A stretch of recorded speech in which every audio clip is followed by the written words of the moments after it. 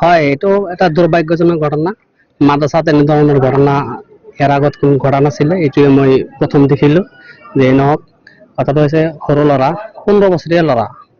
গতিকে ফাঁচি লোৱাৰ অৰ্থত মানে মই এটা বস্তু গম পাইছোঁ, মানে মানুহে কোৱা ধৰণে আৰু শিক্ষকসকলে কোৱা ধৰণে এটা মোবাইল লৈ কথা বতৰা চলিলে, মোবাইল তেওঁলোকৰ ওচৰত আছিলে, মোবাইল কমপ্লিট নিষেধ, মাদ্ৰাছাত এলাও নাই।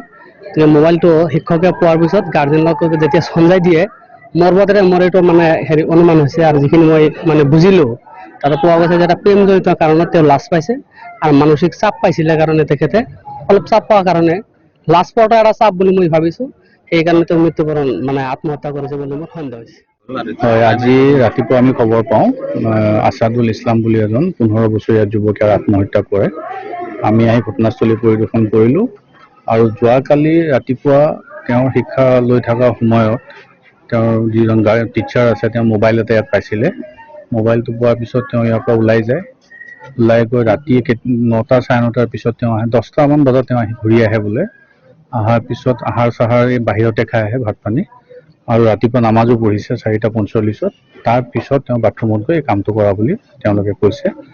আমাৰ এতিয়া মেজিষ্ট্ৰেট আহিছে, আমি গোটেইখিনি এজ পাৰ প্ৰচিডিউৰ কৰি আছোঁ। আৰু মই যিখিনি কথা পাতি বুজি পালোঁ যে তেওঁ পৰহি ৰাতিও ওলাই গৈছিলে মাদ্ৰাছাৰ পৰা, আকৌ ৰাতিপুৱা আহিছে। আজি যোৱাকালিও দিনটো নাই। গতিকে ইয়াত যিটো শাসন থাকিব লাগে, সেই শাসনটো মই ইয়াত দেখা নাই। ল'ৰা ছোৱালী কেতিয়া গৈছে, কেতিয়া আহিছে, সেইখিনি বস্তু এইবোৰ তেওঁলোকে সঠিকভাৱে ক'ব নোৱাৰে। গতিকে আমি এতিয়া প্ৰচিডিউৰ মতে যিখিনি আছে ইনকুৱেষ্ট PM আমি কৰোঁ, তাৰপিছতহে আমি বাকী তদন্তখিনি কথা ক'ব পাৰিম।